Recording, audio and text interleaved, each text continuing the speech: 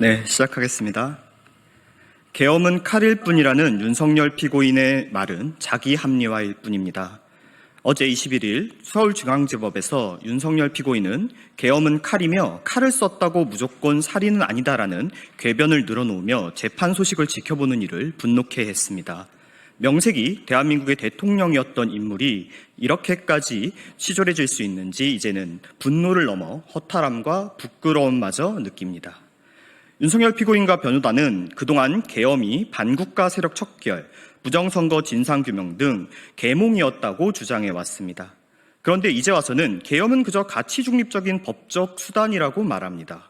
과거 진술과 전혀 맞지 않는 엉터리 논리이며 말바꾸기 수준도 아닌 황당한 코미디입니다. 무엇보다 국회에 계엄군을 투입하고 국회의원들을 끌어내리려고 했던 그 순간 윤석열 피고인의 내란 혐의는 이미 성립된 것입니다. 더 이상 추해지지 마시고 불법 계엄에 대한 책임을 솔직히 인정하시기 바랍니다. 그것이 그나마 지난 대선에서 윤석열 피고인을 믿고 지지했던 국민들에 대한 마지막 최소의 도리일 것입니다. 네, 다음 논평 시작하겠습니다. 부산대 병원을 못 믿고 서울대 병원에 간 이재명 후보.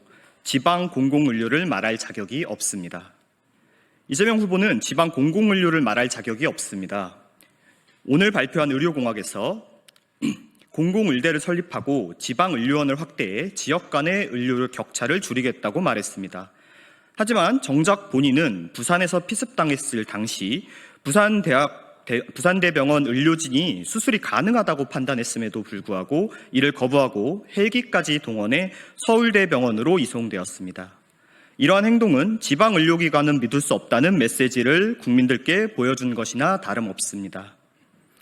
이재명 후보는 본인은 서울대병원을 선택하면서 국민에게는 지방의료원을 이용하라고 말씀하시는 겁니까? 자신은 꺼리는 병원을 국민들에게 이용하라고 이야기하는 것은 이중잣대에 불과합니다. 공공의대 설립 역시 현실을 반영하지 않은 처방입니다.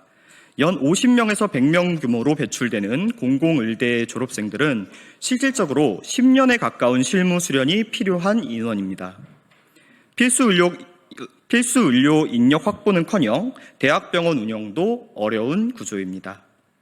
수가 체계를 개선하고 지역 근무에 대한 유인을 제공하는 방식이 아닌 이상 근본적인 해법이 될 수 없습니다. 이재명 후보는 공공의료를 논하기에 앞서 본인이 직접 외면했던 지방의료기관에 대해 진심 어린 사과부터 해야 할 것입니다. 그것이 최소한의 진정성입니다. 마지막 하겠습니다. 기재부 예산 편성권을 대통령실로 가져오겠다는 이재명 후보. 군부 정권도 하지 않았던 예산 독재 폭거입니다. 이재명 후보가 기획재정부의 예산 편성권을 대통령실로 넘기겠다는 보도가 나왔습니다. 국가 예산의 독립성과 투명성을 무너뜨리고 대통령이 직접 예산을 주무르겠다는 발상입니다. 이는 군사정권조차 시도하지 않았던 초헌법적인 폭거입니다. 국가 예산은 국민의 세금으로 이루어진 공공자산입니다. 그만큼 정치적 중립성과 객관성을 지닌 부처가 다루어야 합니다. 그런데도 이재명 후보는 기재부를 건너뛰고 청와대에서 마음대로 예산을 편성하겠다는 구성을 내어놓았습니다.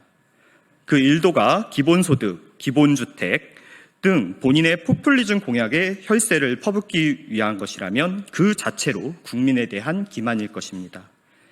게다가 민주당은 중도 보수 정당이라면서 이런 발상을 하는 것은 앞뒤가 맞지 않습니다. 예산권을 대통령이 독점하는 보수 정당은 전 세계 어디에도 없습니다.